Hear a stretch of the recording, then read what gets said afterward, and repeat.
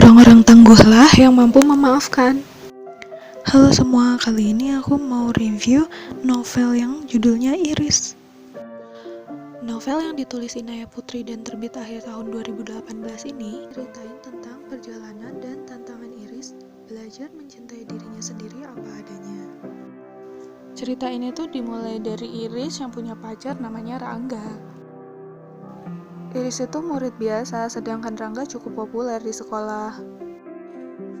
Nah, saking populernya nih, cewek-cewek yang naksir Rangga tuh nganggep Iris nggak pantas buat jadi pacar Rangga. Rangga populer di sekolah karena dia ketua eskul futsal, punya muka yang cakep, dan supel sama orang-orang, meskipun terkenal biang onar juga. Masalah muncul dari orang-orang yang nggak suka sama status mereka. Mulai dari Tasya, cewek yang naksir Rangga, bahkan Eyang Putri Rangga sendiri. Banyak yang Iris lakuin buat ngebuktiin dirinya pantas bersama Rangga. Salah satu usahanya nih, Iris ikut eskul modeling di mana Tasya lah ketua eskul ini. Nggak cukup dipandang sebelah mata sama orang-orang, Iris bahkan mengalami tindakan bullying dari teman-teman sekolahnya yang bentuknya macam-macam juga. Gimana cara Iris menghadapi masalah yang terjadi di hidup dia? Gimana Rangga menyikapi penolakan orang lain, terutama Eyang Putrinya terhadap pilihan hatinya? Semua pertanyaan ini akan terjawab di akhir cerita. Awalnya aku nggak begitu ngerti cerita ini tuh mau ngangkat topik apa waktu baca sinopsisnya. Aku baru sadar Iris sama Rangga pacaran di bab 2 waktu Rangga bilang dia mau pacaran waktu ditanya temennya dia mau kemana. Tapi nggak butuh waktu lama sampai akhirnya aku nggak bisa berhenti baca. Narasi, dialog, dan tema yang diangkat cukup ngasih alasan buat aku balik tiap halamannya. Lagi dan lagi sampai nggak kerasa ceritanya udah selesai.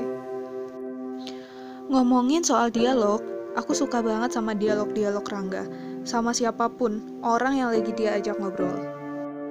Pertama, Rangga kan digambarin sebagai anak yang pecicilan, heboh, gak bisa diem lah pokoknya.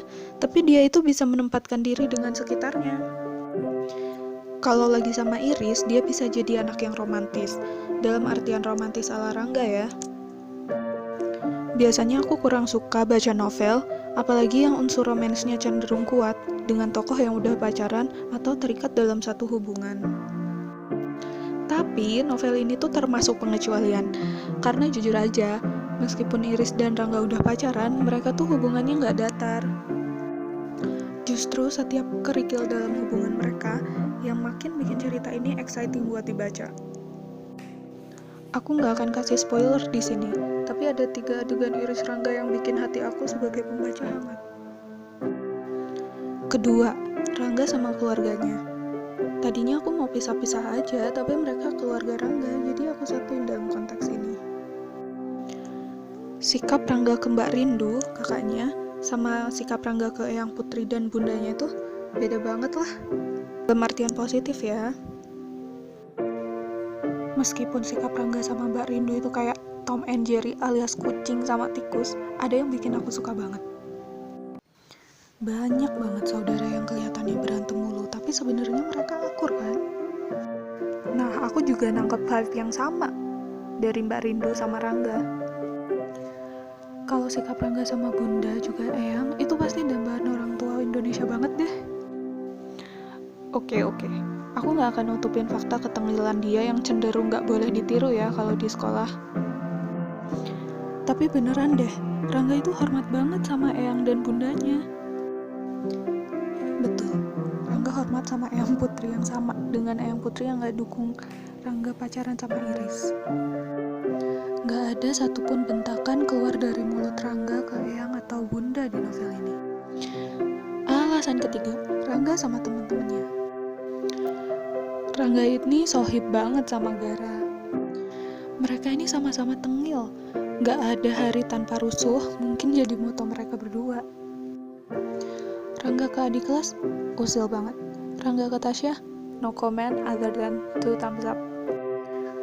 Okay, that's enough about Rangga, because this sounds a lot like I'm gushing about him. Kali ini aku mau ngomongin tentang Iris. Iris Kasmira.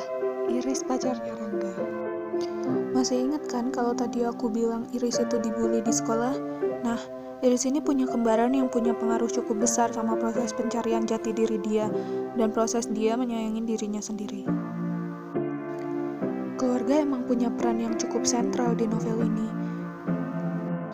Saat self-worth benar-benar sesuatu yang menggerogoti diri Iris dari dalam, ada tokoh yang bikin dia tetap berpijak di bumi. Gak ada yang lebih buruk ketimbang pikiran negatif yang teriak-teriak dari dalam diri kita sendiri, sampai-sampai kita gak sadar banyak yang sayang sama kita. Iris ini tuh tokoh yang tanpa diminta pun, pembaca pasti simpati banget sama dia. Penilaian orang tuh sebegitu pentingnya sama kesehatan mental. Jadi jaga sikap kita bareng-bareng yuk. Jangan sampai kita menyakiti perasaan orang lain dengan ucapan dan perbuatan kita. Karena kita nggak tahu kan apa yang terjadi sama mereka di luar sana. For some of you that maybe had gone through the same problem as Iris, being bullied, had an eating disorder, my hugs are for you. Kalian bertanya-tanya nggak kenapa Rangga milih Iris di antara cewek-cewek lain yang suka dia? Karena nggak cuma satu orang loh yang suka sama dia. Kalau kalian Rangga terus kalian kenal Iris, rasanya nggak mungkin sih nggak suka sama dia. Selain dialog yang kece abis, narasi novel ini tuh bikin aku kesengsem juga loh. Ada satu adegan yang suspense abis, karena ditulis sedemikian rupa. Waktu aku baca adegan ini, aku semacam ditarik ke dalam adegan itu. Pas baca adegan ini aku ketar-ketir banget, karena aku tahu berkat pengalaman pribadi. Agak spoiler sedikit ya. Apa kalian tahu seberapa macetnya perjalanan dari Jakarta ke Bandung waktu tanggal-tanggal tertentu?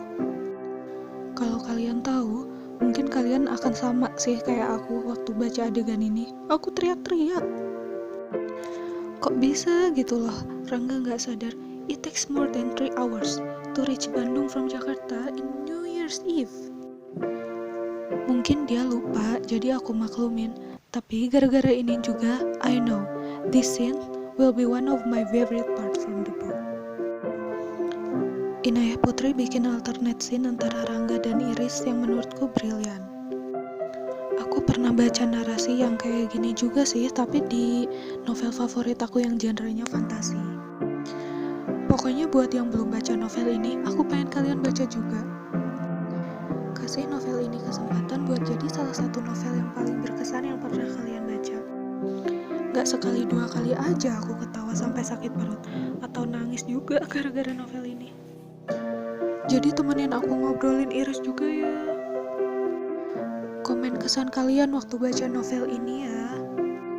Kalau diminta kasih rating, aku akan kasih novel ini 4 dari 5 bintang deh. Novel ini aku rekomendasiin buat orang-orang yang suka novel-novel yang adult kontemporer, yang suka sama dialog-dialog anti kaku, yang mau baca potret bullying dan dampaknya, yang mau cari tahu tentang menghargai diri sendiri, dan suka sama tokoh yang meskipun tengil tapi sayang keluarga. Cukup sekian review kali ini. Buat yang udah baca, please komen adegan, kutipan, atau tokoh favorit kalian ya. Aku perlu banget temen buat ngobrolin novel ini. Kalau kalian punya rekomendasi novel lain dengan tema yang mengangkat self-love, kalian bisa komen juga ya. Di akhir cerita, aku juga dapetin semua jawaban dari semua pertanyaan yang muncul di awal sih. Untuk yang tertarik baca, linknya aku taruh di description box ya. Linknya sebetulnya aku ambil dari Google Play Books. Dengan begitu kalian bisa baca chapter sampelnya dulu. Dan buku e-book itu kan biasanya lebih murah ya kalau kalian pengen beli.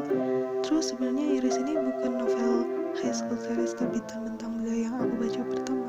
Dan jujur aja kalau bukan karena lagi kepengen banget baca novel fluffy, mungkin aku gak akan memutuskan baca novel ini. Tapi what a nice surprise.